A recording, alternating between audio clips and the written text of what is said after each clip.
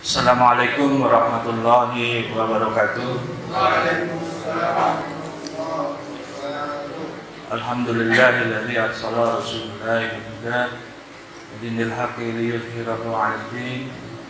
Asyhadu an la ilaha illallah wahdahu la syarika lahu iqraran bihi wa tawhidan. Wa asyhadu anna Muhammadan 'abduhu wa rasuluhu sallallahu alaihi wa ala alihi wasallam. Taslima marida amma ba'du. Rabbi sholli sadri wa yassir li amri wa hlul 'uqdatam min lisani yafqahu qawli. Segala puji bagi Allah atas segala nikmat yang telah dikaruniakan kepada kita semua, sehingga pada pagi hari ini kita masih diberikan nikmat terbesar, yaitu nikmat iman Islam, sehingga kita masih diberikan keringanan langkah kaki kita untuk selalu menunaikan kewajiban kita sebagai seorang hamba, yaitu menjalankan sholat 5 waktu, kajian subuh pada pagi hari ini. Semoga dengan ringannya langkah kita ke Masjid Al-Habib ini untuk menunaikan sholat subuh dilanjutkan taklim dapat menggugurkan dosa-dosa yang kita lakukan, yang semoga rahmat Allah senantiasa menaungi kita semua.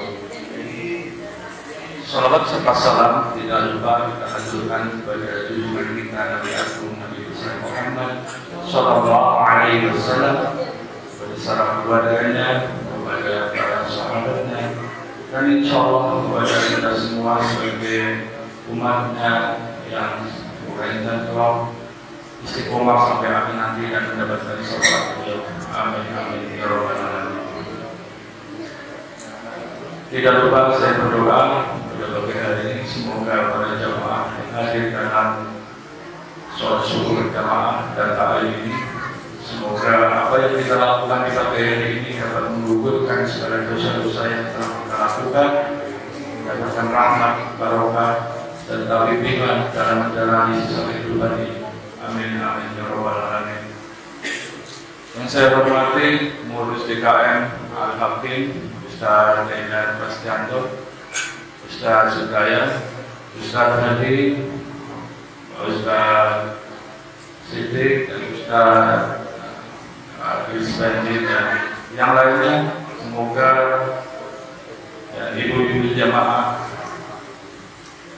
Masjid Al-Hakim, semoga kita senantiasa istiqomah untuk menjalankan suatu kebaikan dan kita bisa memuliakan kegiatan masjid ini untuk berkanan di awalnya nanti. Sesuai dengan jadwal yang telah ditentukan oleh seksi kerohanian dan pendidikan, Ustaz Hadi telah menyampaikan kita bahwa pada hari ini catat saya, dan insya Allah, dan saya kembali berterima kasih telah diberikan kesempatan untuk mengisi beberapa sesuai pengetahuan terkait dengan agama. Baik, pada pagi hari ini saya mencoba menyampaikan tentang tema akhlak seorang muslim.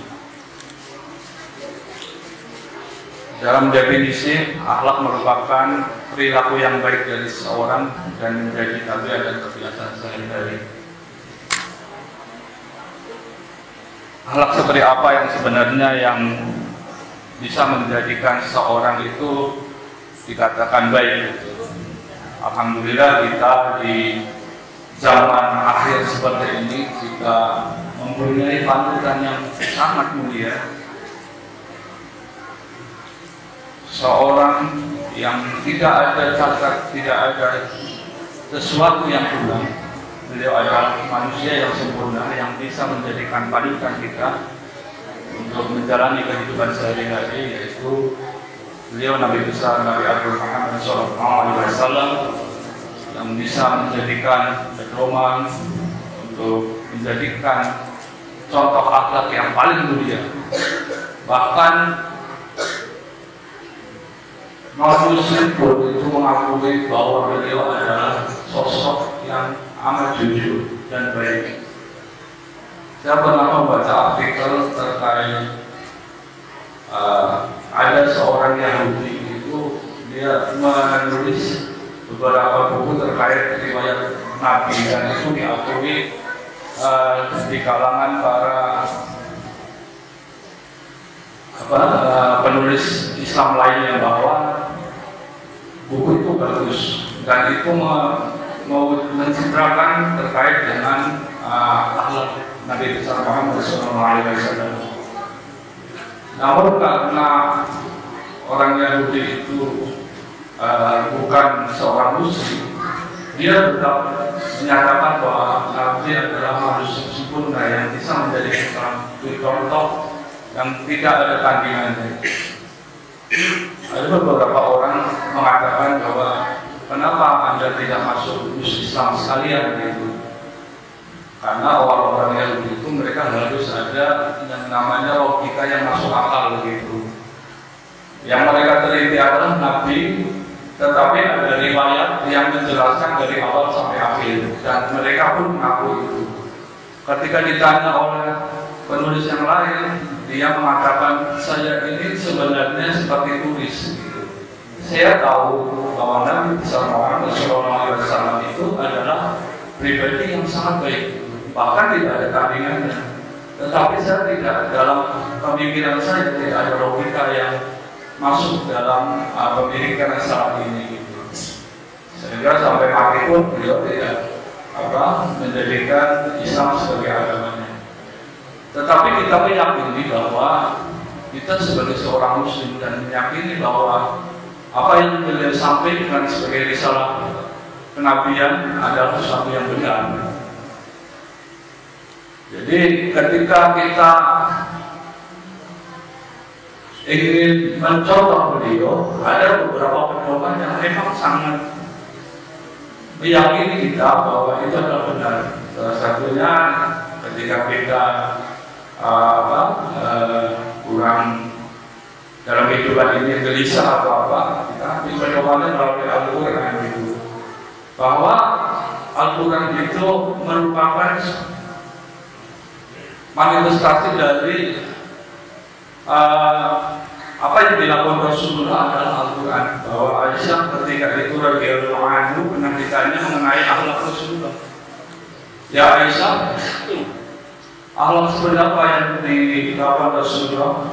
Aisyah pun menjawab, akhlak beliau adalah Al-Quran. Jadi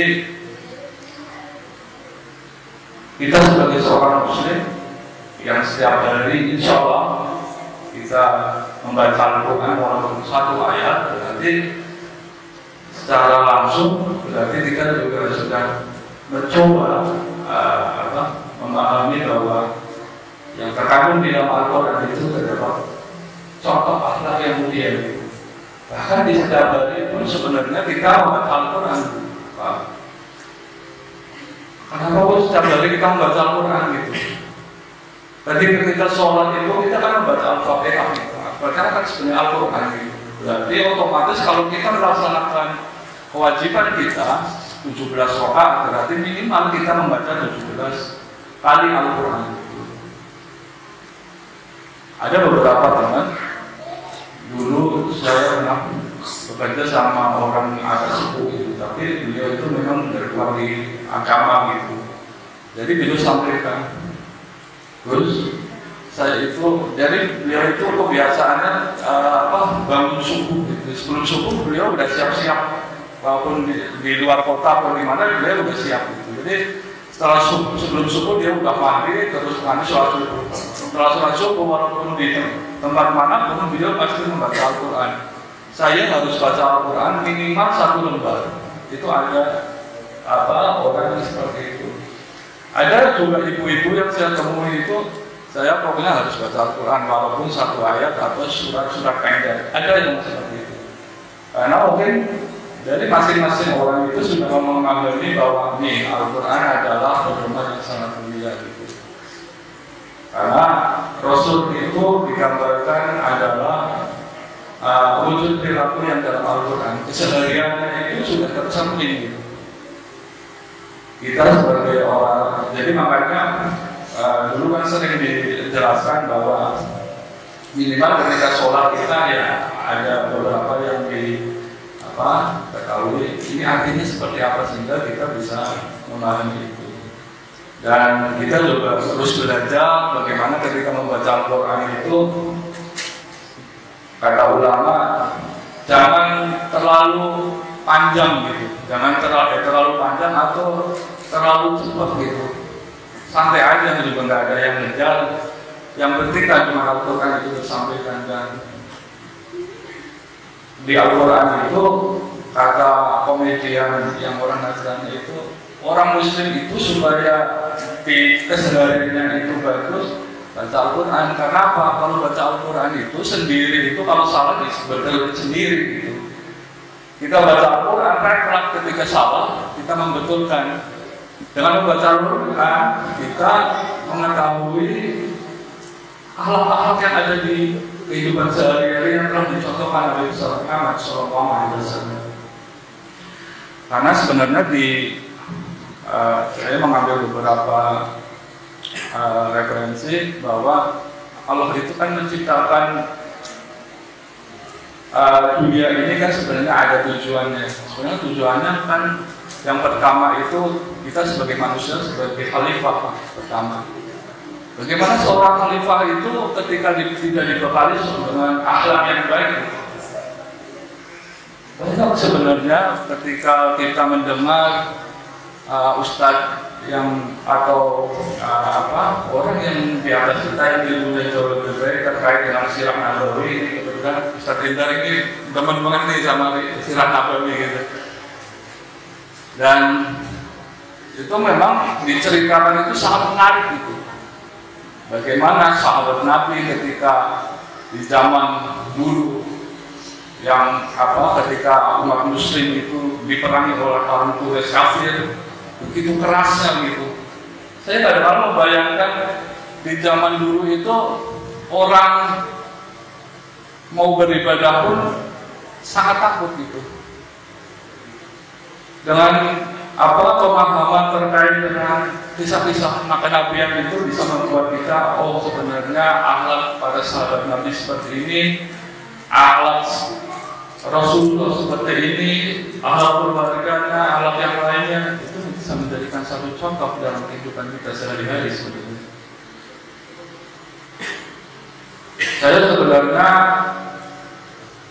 senang kisah Nabi ini sebenarnya dipengaruhi sama Ustadz Indar sebenarnya. Jadi beliau itu kadang-kadang ikut kajian, yuk ke sana, ya yuk. Jadi ada itu, akhirnya ternyata ada manfaatnya. Nah, itu kita dengan Ustadz tadi, dengan Ustadz CD, Ustadz yang lainnya itu, dengan kita berkumpul dengan orang-orang baik, insya Allah itu akan menularkan. Apalagi kita yang suka duduk di majelis gitu. Jadi ceritanya kalau di majelis itu tempat yang ditinggikan. Tempat yang ditinggikan kenapa? Karena kita duduk dengan kajian-kajian ilmu gitu. Ada yang mengatakan ketika kita duduk secara bersama-sama kita membahas sesuatu orang lain itu benar, mungkin ada cerita yang lain. Tapi ketika kita duduk di dalam majelis itu lebih baik. Tujuan kembali lagi kita kepada tujuan Allah Subhanahu Wa Taala menjadikan kita sebagai manusia yang pertama sebagai khalifah.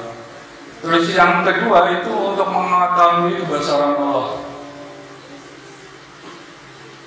Kayaknya tidak ada seorang pun di alam semesta ini tidak ada yang pernah mencela itu ciptaan Allah, langit kok diciptakan seperti itu ya, kok warnanya seperti itu ya.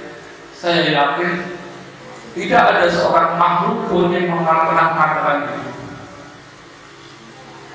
Itu adalah satu bukti bahwa kebesaran Allah Subhanahu Wa Taala yang menciptakan alam semesta itu adalah sempurna. Tidak ada sesuatu ciptaan Allah yang berulang-ulang, diulang gitu. Kalau orang Korea itu kan operasi plastik kadang-kala ada sampai yang 30 kali gitu, tapi hasilnya malah nihil gitu. Jadi tuannya kan nggak karuan bukannya gitu. Kalau enggak gitu. Apakah ada langit yang ada manusia yang mengatakan langit itu kok harusnya seperti ini ya, harusnya itu.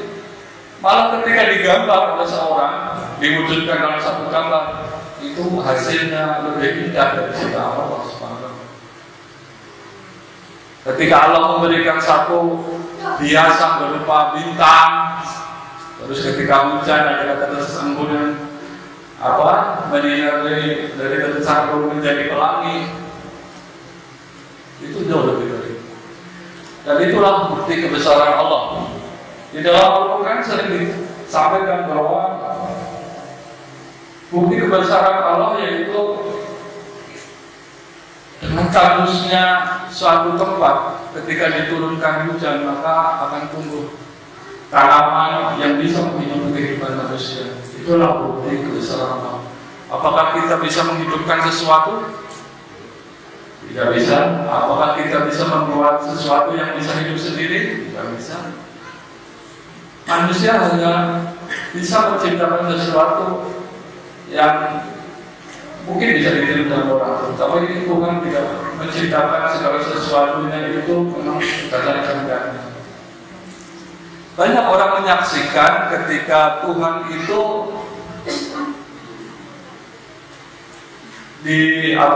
istilahnya tidak diakui secara keseluruhan.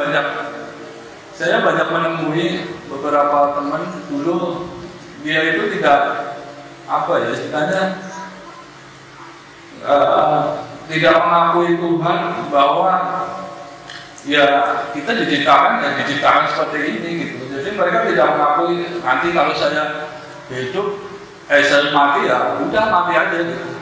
Tapi alhamdulillah ketika kita duduk, kita ngobrol sampai bercanda gitu.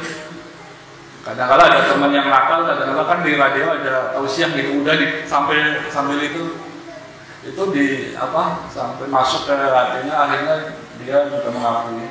Kita kalau sama teman biasanya kamu itu kerja itu capek-capek, nggak tahu Tuhan lagi, kadang-kadang seperti itu sampai tapi alhamdulillah dia akhirnya kami sholat emang biasanya sholat harus ngomong sama kamu.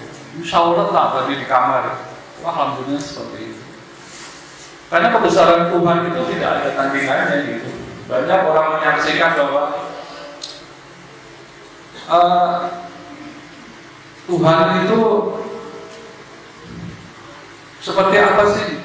Kalau kita terus berpikir seperti Tuhan seperti apa, nggak ada ujungnya gitu. Tetapi apa yang dibawa oleh Rasulullah SAW seperti salahnya, itu kita meyakini bahwa itu adalah ajaran Tuhan yang paling dan sangat mulia gitu.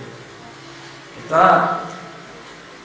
sangat bersyukur sekali ketika kita dilahirkan dengan seorang muslim, sebagai seorang muslim, dan sampai saat ini kita menjadi pribadi yang alhamdulillah istiqomah menjalankan perintahnya, menjadikan kita menjadi pengikut Rasulullah SAW.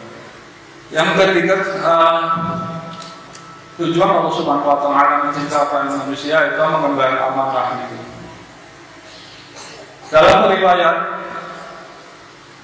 banyak bagaimana ketika amanah dititipkan kepada manusia itu sebenarnya kan sangat berat gitu ya. Jadi dalam surat Al-Ahzab ayat 7 itu berbunyi, sesungguhnya kami telah mengumumkan amanat kepada langit, bumi, gunung-gunung, maka semuanya enggan memikul amanat itu, dan mereka khawatir akan mengkhianatinya dan dipikulnya amanat itu oleh manusia. Sesungguhnya manusia amat zalim dan bodoh. Jadi saking beratnya sebenarnya amanat ini sampai langit, bumi semuanya menolaknya gitu. Dalam riwayat bahwa Allah menciptakan gunung itu kan sebenarnya kan ada tujuannya gitu. Tujuannya apa? Jadi ketika di Al-Quran kalau salah itu dulu itu bumi sama langit itu kan menyatu gitu. Jadi menyatu. Kalau desainnya itu kenapa ini pecah itu ada ledakan Big Bang gitu. Jadi akhirnya pecah menjadi beberapa bagian. Jadi bumi sendiri, akhirnya langit sendiri itu bisa dikaji di dalam bulan. Baru kemudian langit itu kayak gunung Merapi itu mengeluarkan laharnya atau yang ada di dalamnya sehingga muncul gundukan tanah seperti gunung itu. Terus nanti tumbuh ganggang kecil sehingga makhluk-makhluk kecil seperti kayak cacing itu menyempurnakan yang tadi yang sudah meletus. Baru kemudian tumbuh-tumbuhan tanaman yang subur itu. Jadi awal-awalnya sebenarnya Allah menciptakan beberapa tahapan itu. Dan dalam riwayat gunung itu kan sebenarnya sebagai penguat bumi gitu. Gunung itu sebagai penguat bumi. Dalam riwayat gunung itu supaya bumi itu tidak goyang atau seperti biasa, tapi lebih menguatkan. Sehingga kalau kita lihat dari atas itu di Indonesia itu kan sepanjang wilayah itu kan pegunungan. Tapi Allah juga menciptakan itu sebagai bagian dari kebesaran Allah supaya bumi itu jauh lebih kuat. Namun dengan kuatnya seperti itu ada jauh yang lebih kuat sebenarnya. Ketika dalam riwayat ditanyakan Allah, apakah ada yang lebih kuat dari gunung? Ada api. Ada ditanya lagi, apakah ada yang lebih kuat lagi? Ada air. Ada lagi udara. Tetapi ada yang lebih kuat lagi, yaitu bersedekah. Bukan suatu benda atau apa, tetapi perilaku yang baik yang diturunkan sebagai risalah kenabian, yaitu sedekah. Dalam riwayat saya pernah mendengar bahwa itu kebaikannya adalah 700 kali tingkatan, bukan 700 kali jumlahnya, tetapi 700 kali kebaikan itu. Nah, ini kan sebenarnya kan kebesaran Allah kepada para makhluknya, bahwa itu ada sesuatu yang bisa dihitung, ada yang tidak. Jadi berdasarkan nilai-nilai yang kami jawab. Yang ketiga, yang keempat adalah kita diciptakan yaitu untuk beribadah kepada Allah. Sebelum saya masuk ke materinya, jadi Allah menciptakan kita itu semata-mata hanya beribadah kepada Allah. Dalam surat Al-Zariyat 56 Allah berfirman, Dia menciptakan manusia dan jin semata-mata agar mereka beribadah kepada Allah. Menciptakan manusia bukan hanya untuk segera tidur, bekerja, makan maupun minum, melainkan untuk melengkapi bumi ini dan beribadah kepadanya. Mungkin sudah pernah berulang kali disampaikan bahwa ketika Nabi Adam, malaikat dan jin itu berkumpul dan malaikat dan jin untuk bersujud kepada Allah, maka ada pembangkangan di situ, yaitu setan tidak mau atau jin tidak mau menyembah dan sujud kepada Nabi Adam itu. Karena apa? Karena sebenarnya kalau saya secara pribadi melihatnya istilahnya dia merasa bahwa dia sebagai sesuatu yang tinggi gitu karena penciptaannya gitu. Nah, apa yang esensinya sebenarnya ketika mereka sujud, yaitu sebenarnya untuk dan takut kepada Allah Subhanahu wa Ta'ala. Yang membedakan kita antara makhluk ciptaannya dengan Allah Subhanahu wa Ta'ala adalah kita sebagai ciptaannya itu wajib menyembah kepada Sang Pencipta. Tidak mungkin yang diciptakan itu membangkang sama penciptanya.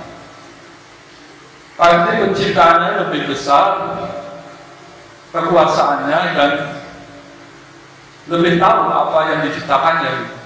Jadi ketika kita sebagai seorang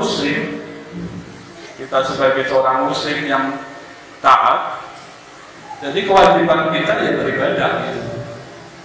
Apakah beribadah hanya sholat puasa, haji, bukan. Tetapi semuanya yang kita lakukan sebenarnya itu bagian dari ibadah gitu. Kalau kemarin di kajian Ustaz Razak, sebenarnya ketika kita ibadah itu kan diawali dengan niat. Untungnya kita sebagai seorang muslim yaitu yang kita niatkan awalnya baik itu sudah dicatat gitu.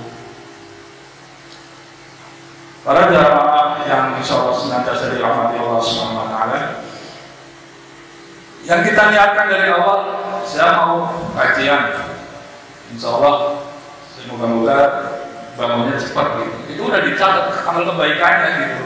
Berbeda dengan, mohon maaf, bagi mereka yang belum mengucapkan syahadat gitu. Itu udah beribadah gitu. Apakah dengan bekerja kita beribadah karena kita menghidupi keluarga kita, saudara kita bisa menyantuni orang-orang yang jompo, orang-orang yang tidak mampu, bagian dari ibadah. Tetapi kita juga harus meluruskan niat itu, jangan cuma sekedar mencari rezeki gitu. Kemarin yang disampaikan di kajian beberapa yang lalu, ketika kita melaksanakan sesuatu, kita harus meluruskan niatnya gitu. Apa sih tujuan kita sebenarnya mencari rezeki? Ya beribadah. Kita sebenarnya kita hidup di dunia ini sebagai apa sih? Ya ibadah gitu.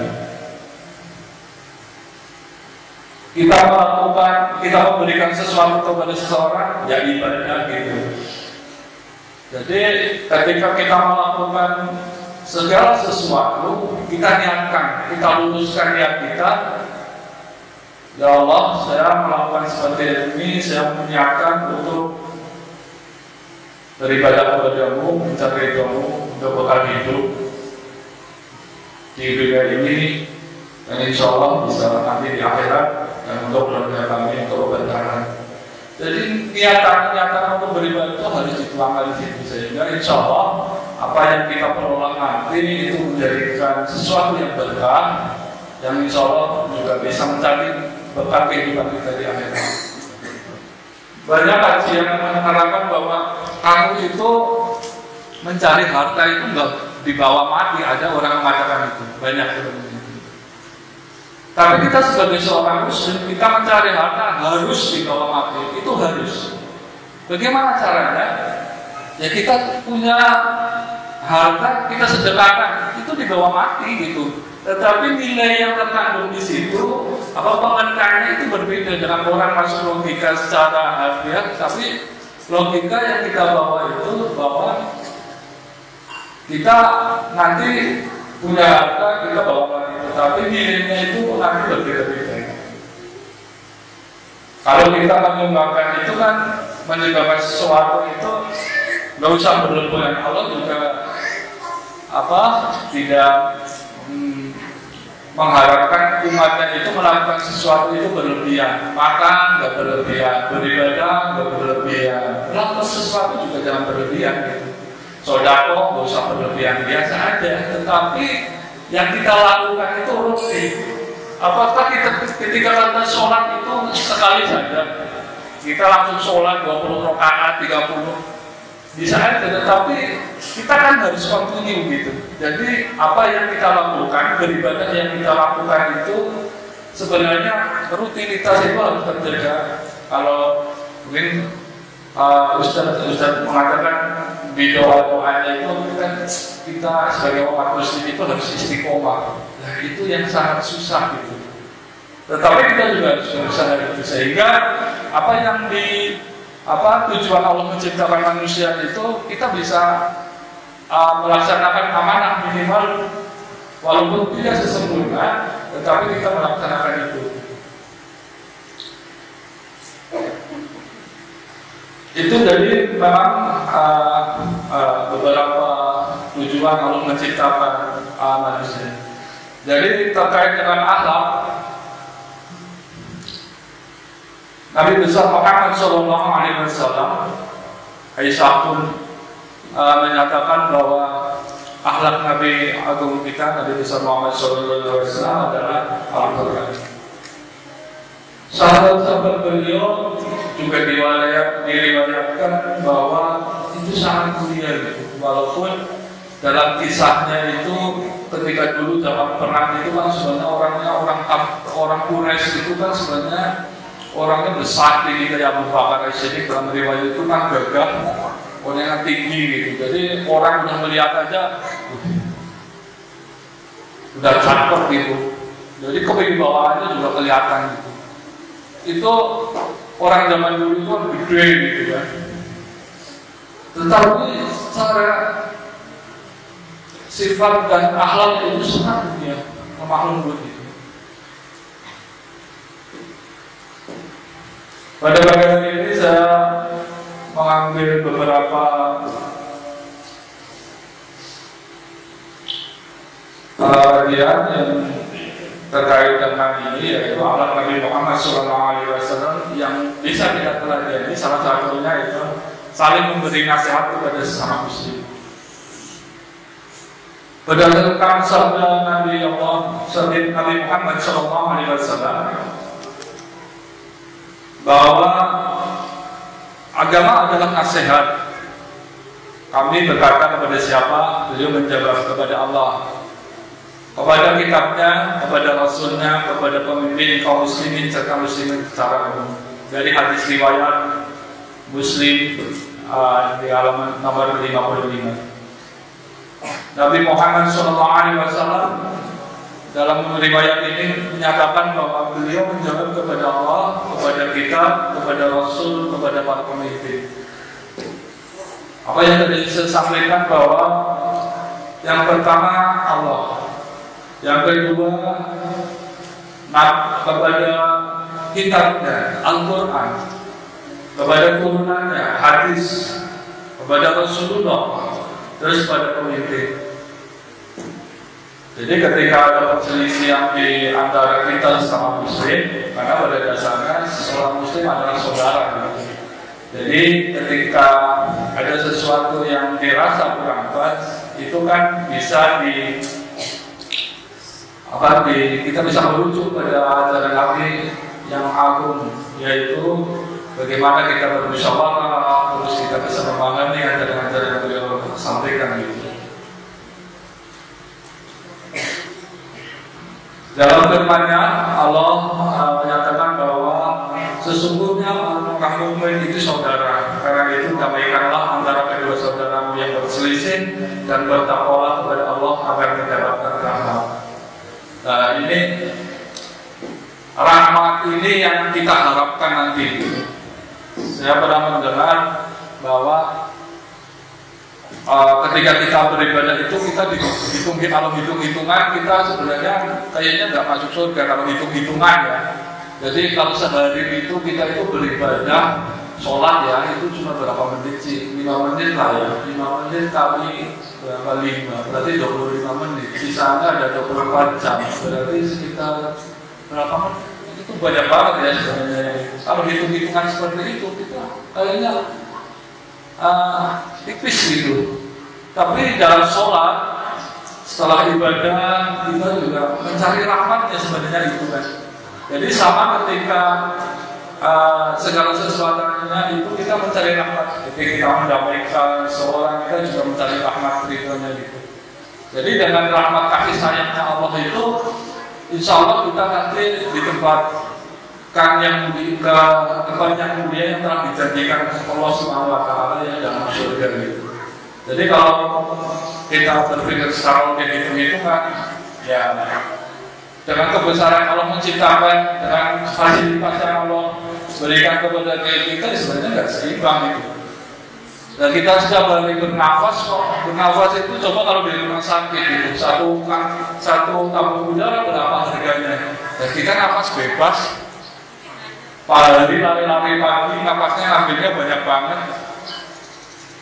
Kalau dihitung itu nggak ada nilainya gitu. Jadi nilainya memang luar biasa, tetapi kita cuma hanya sebagai makhluk ciptaannya harus mencari rahmat itu.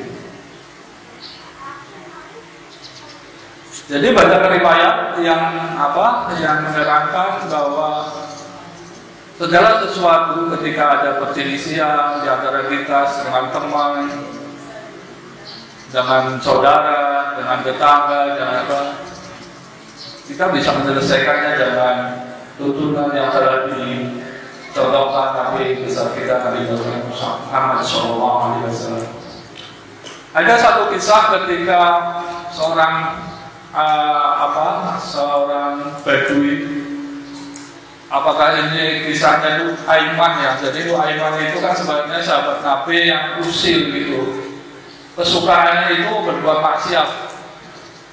Dia suka, mohon maaf ya, itu dia suka minuman keras gitu. Tetapi saking cintanya kepada Rasulullah, kemanapun beliau pergi, ikut perang, ikut.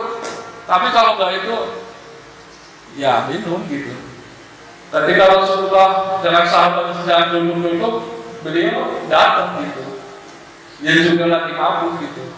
Tetapi saking cintanya kepada Rasulullah, segala kebaikan yang terkait Rasulullah pasti dia datang. Nah, ini diceritakan ketika itu ada seorang buta. Saya pernah mendengar di ceritanya itu orang buta Badui. Jadi dia itu kepengen banget buang air gitu. Karena orang buta itu kan nggak tahu arah utara selatan. Tapi saking usilnya Aiman itu di masjid itu ditempatkan di mimbar, di tempat dudukan di situ. Udah kamu di sini aja buang air kecil gitu. Karena orang buta itu kan nggak tahu kan, dia buang air kecil aja di situ gitu. Setelah itu kalau kamu sudah nanti ke sana ya, Aiman pergi gitu. Para sahabat yang tahu gitu, wah ini pasti nih, ini kelakuan Aiman nih, pasti ini. Masa orang buta suruh kencing di tempat ibadah gitu. Akhirnya dipanggil Aiman kesini. Apakah kamu yang mengajari orang ini untuk kencing? Ya ngalah saja jawabannya gitu. Para sahabat Nabi itu kesel gitu.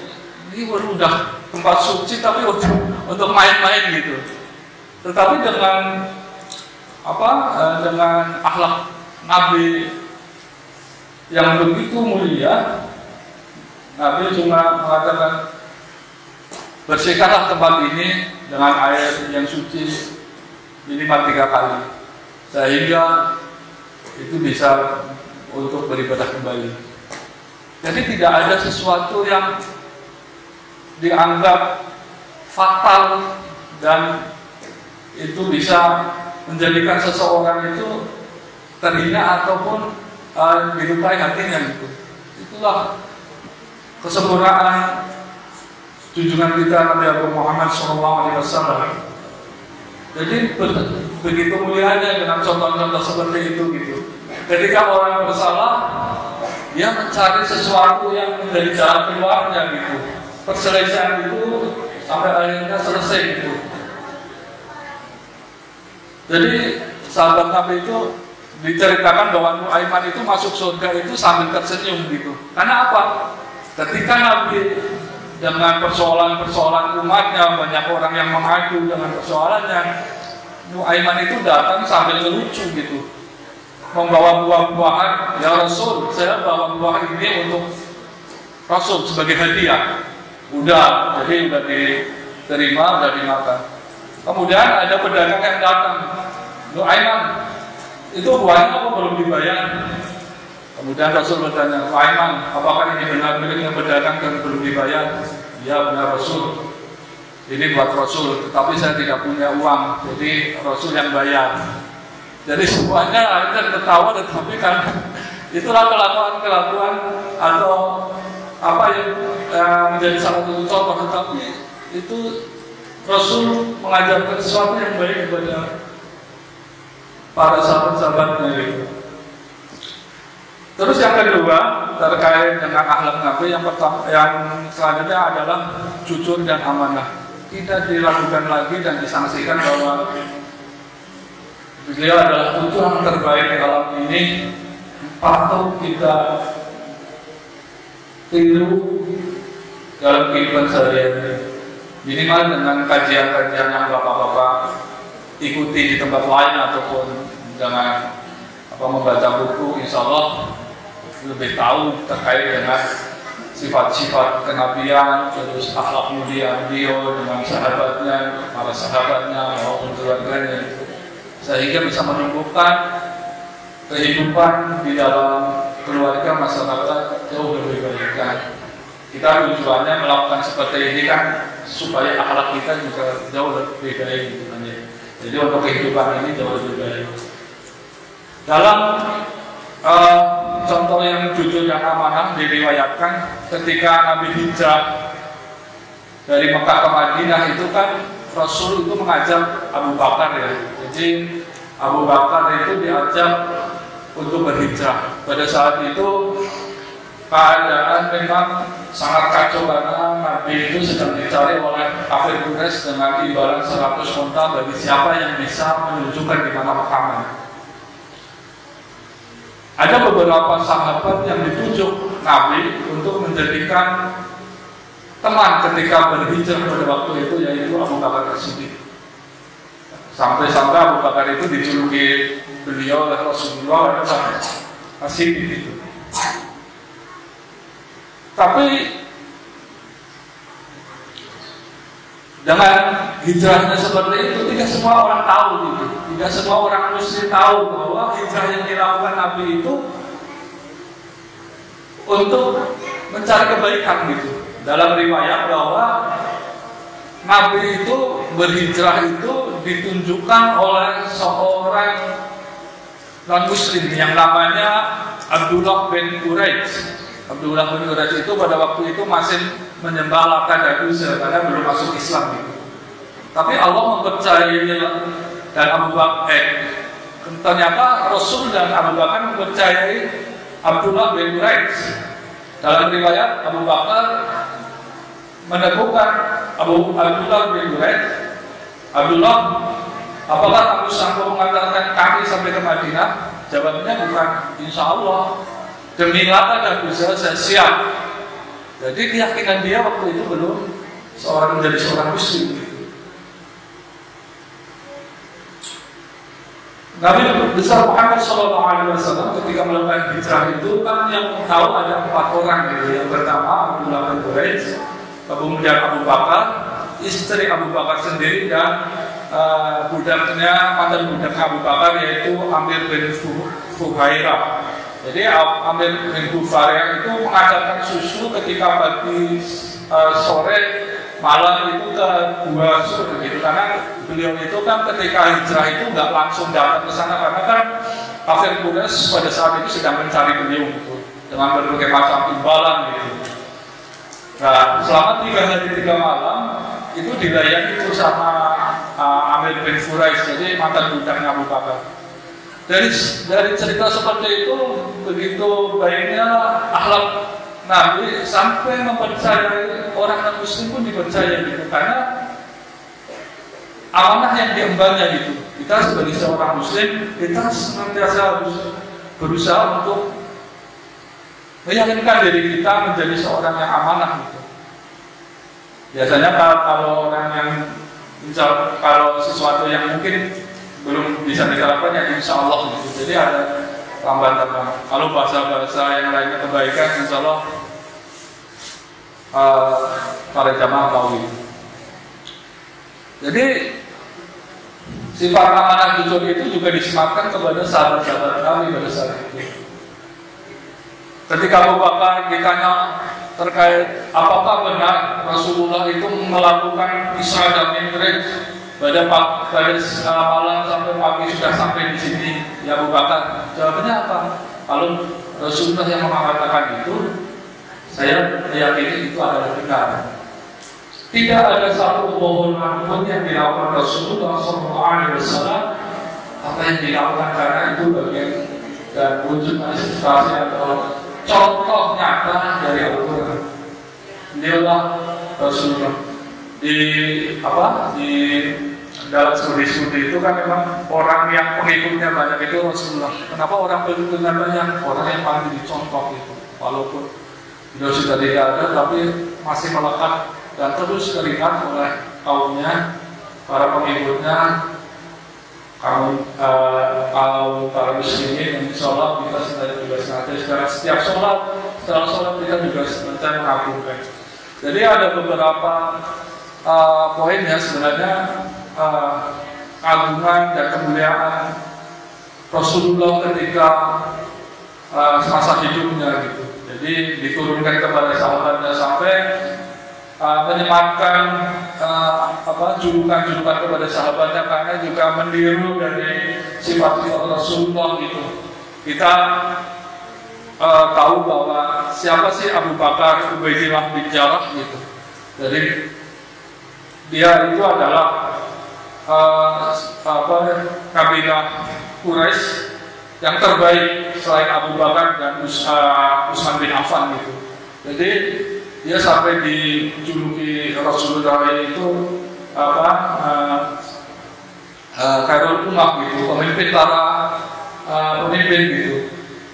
Andai kan dulu Abu Ubaidah bin Jarrah tidak meninggal karena wabah itu, mungkin dia meneruskan tongkat kekuasaan gitu setelah Utsman meninggal gitu. Jadi sebelum Ali naik itu Ubaidah bin Jarrah itu meninggal, tetapi sampai sahabat Nabi itu dengan kemuliaannya itu sampai karena julukannya gitu yang disematkan sama beliau itu meyakini bahwa ini adalah sahabat Nabi yang terbaik. Jadi itulah sekelumit yang saya sampaikan. Mungkin ada beberapa kuliah yang banyak bisa baca di mungkin di YouTube atau di YouTube, baca di Sirah Nabawi atau ikut kajian-kajiannya yang insya Allah bisa menambah keimanan kita, kebaikan kita dalam berperilaku dan kehidupan sehari-hari. Mungkin itulah saja yang bisa saya sampaikan. Kurang lebihnya saya mohon maaf jika ada kekeliruan, itu timbulnya dari saya, dan insya Allah kebaikan itu dari Allah. Semoga dengan kita kajian ini menjadikan kita jauh lebih baik, akhlak kita juga jauh lebih baik, serta menjadikan kita menjadi pribadi yang inspirasi diberikan Allah Subhanahu wa Ta'ala. Dari saya akhiri, aku berkata wabillahi taufiq wal hidayah. Wassalamualaikum warahmatullahi wabarakatuh.